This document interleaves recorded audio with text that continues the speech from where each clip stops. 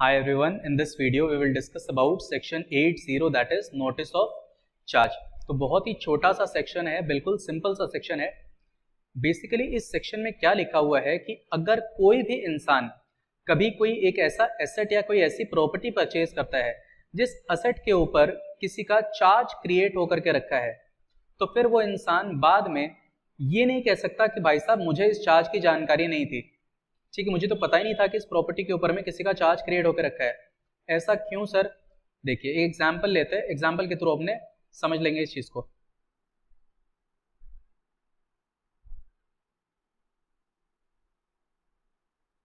मान लेते कि एक बिल्डिंग है, एक तरफ एक कंपनी और दूसरी तरफ एक बैंक। तो कंपनी ने बैंक से लोन लिया और अपनी ये बिल्डिंग बैंक के नाम पे गिरवी रख दी। कंपनी और बैंक के बीच में एक अग्रीमेंट भी हुआ था जिसके अंदर ये लिखा हुआ था कि भाई ये प्रॉपर्टी जो है बैंक के पास गिरवी रहेगा। अब इस ट्रांजैक्शन के बारे में किसको पता है? सर या तो कंपनी को मालूम है या तो बैंक को पता है। तो सर दुनिया को कैसे पता चलेगा कि कंपनी ने ये प्रॉपर्टी बैंक के नाम पे गिरवी रखी हुई है? तो सरकार ने बोला कि भाई साहब आप ऐसे ट्रांजैक्शन को आरओसी को बता दो, ठीक है, इस तरीके के ट्रांजैक्शन को आप कहाँ बता दो? आरओसी को बता दो। तो चलिए हमने चार्ज क्रिएट करने के बाद उस चार्ज को रजिस्टर करवाया था और हमने किसको इन्फॉर्म कर दिया? आरओसी को।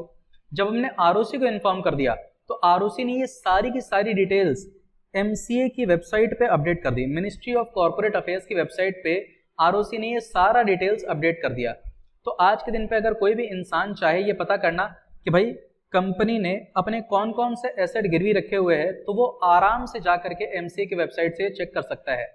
मतलब कि जब तक आपने आरओसी को इस बात की जानकारी नहीं दी थी तब तक it was a confidential matter जो सिर्फ आपको और बैंक को पता था।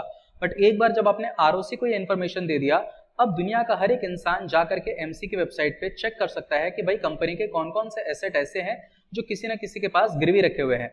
तो अगर कोई इंसान ये बिल्डिंग परचेज करे और ऐसा कहे कि सर मुझे तो पता ही नहीं कि ये बिल्डिंग जो है इसके ऊपर चार्ज क्रिएट होकर रखा है, तो सरकार कहेगी कि बेटा आपको कैसे नहीं मालूम?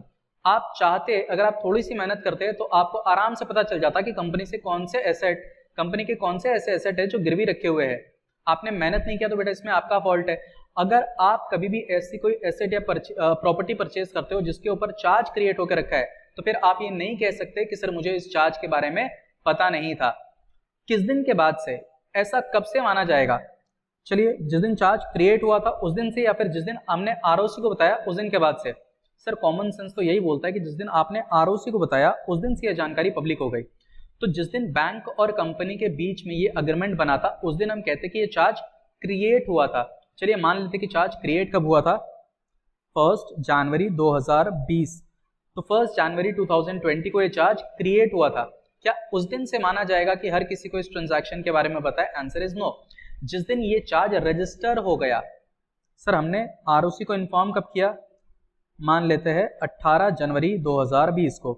तो after 18 January 2020 nobody can say that sir we do not know about any such charge on the property। ठीक है, हमें पता नहीं है कि इस प्रॉपर्टी के ऊपर कोई भी चार्ज क्रिएट हुआ है। आप ऐसा नहीं बोल सकते once the charge has got registered. देखो क्या लिखा हुआ है सेक्शन 80 के अंदर में, any person who acquires any property, asset, undertaking, etc. of a company in respect of which a charge is registered।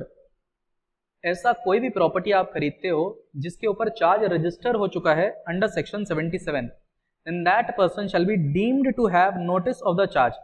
तो आपने पता किया हो या आपने पता ना किया हो, सरकार को इससे फर्क नहीं पड़ता।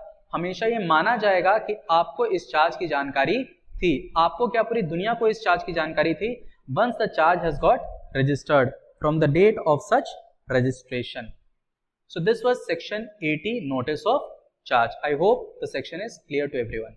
Thank you.